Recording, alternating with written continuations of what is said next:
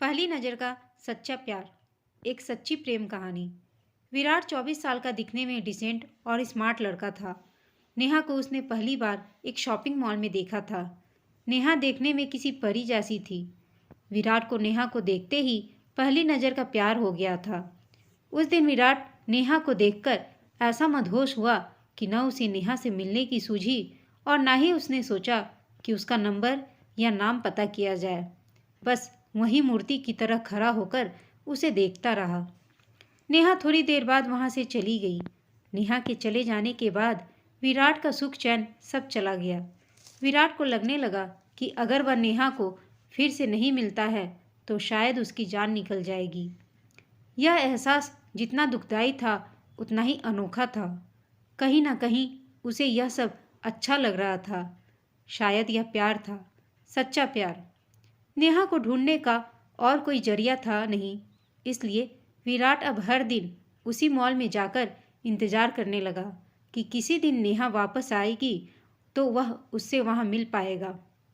पूरे 2 हफ्तों तक वह लगातार उस मॉल में जाता और पूरा पूरा दिन वहां पर नेहा का इंतजार करता और हर आने जाने वाले लोगों पर नज़र रखता। 2 हफ्ते बाद उसके सब्र का फल उसे मिला और एक दिन अचानक नेहा खुद उसी के सामने आकर खड़ी हो गई। अचानक नेहा को अपने सामने देख वो बहुत खुश हो गया और शॉक्ड भी। उसके मुंह से कोई शब्द नहीं फूट रहा था। जब काफ़ी देर वह कुछ नहीं बोला तो नेहा ने उससे कहा, क्या हुआ? इतने दिनों से मेरा इंतज़ार कर रहे हो और अब जब मैं सामने खड़ी हूँ तो तुम मुझसे बातें नहीं करोगे?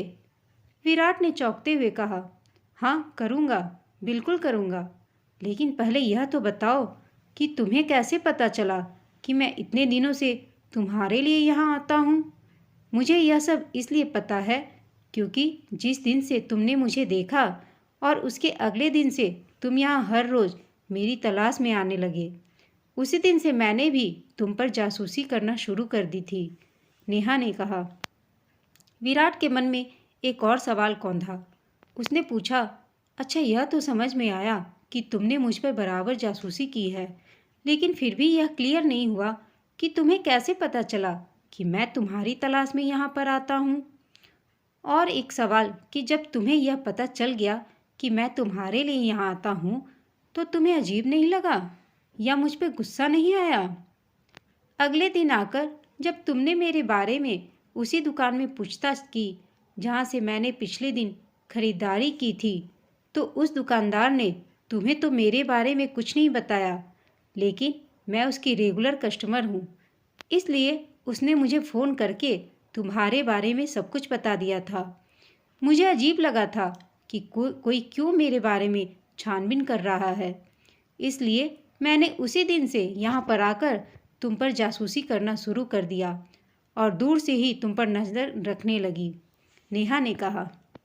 नेहा आगे बोली, उस दिन सिर्फ तुम्हें ही मैं पहली नज़र में पसंद नहीं आई थी, मैंने भी तुम्हें मॉल में देखा था और मुझे भी तुम अच्छे लगे थे, इसलिए जब मैं तुम पर नज़र रखने लगी तब मेरे मन में तुम्हारे बारे में और ज़्यादा जानने की मंशा होने लगी, इसलिए मैं उसी दिन तुमसे बात करने के लिए नहीं आई और इन 2 हफ्तों में मैंने तुम्हारे बारे में काफ़ी कुछ जाना। मुझे यह तो पता चल गया था कि तुम मुझे इसलिए खोज रहे हो क्योंकि तुम मुझसे प्यार करने लगे हो, लेकिन मुझे इस बात को कंफर्म करना था कि कहीं तुम्हारा प्यार सिर्फ शारीरिक आकर्षण तो नहीं है जो अक्सर इस उम्र में हो जाया करता है। लेकिन जैसे जैसे दिन बीत गए और मैंने देखा कि तुम बिना धीरज खोए और बिना इंटरेस्ट यूज किए उतनी ही शिद्दत से मेरे लिए यहाँ आते थे और मुझे तलाशते रहते थे, तो मुझे यकीन हो गया कि यह महज एक आकर्षण नहीं है, बल्कि तुम सच में मुझसे प्यार करने लगे हो। और इस बात को तब और ज़्यादा मजबूती मिल गई जब मैंने देखा कि मॉल में मुझसे भी ज़्यादा सुंदर लड़कियाँ तुम्हारे पास से गुजरती थीं, लेकिन तुम उनमें सिर्फ मेरा चेहरा देखना चाहते थे। इन 2 हफ्तों में तुम पर नज़रें रखते रखते मेरे दिल में भी तुम्हारे लिए प्यार जाग गया और मेरा प्यार भी आकर्षण नहीं है, क्योंकि मुझे भी जब बिना तुम्हें देखे चैन नहीं आता है और मैं भी वही चाहती हूँ जो तुम चाहते हो।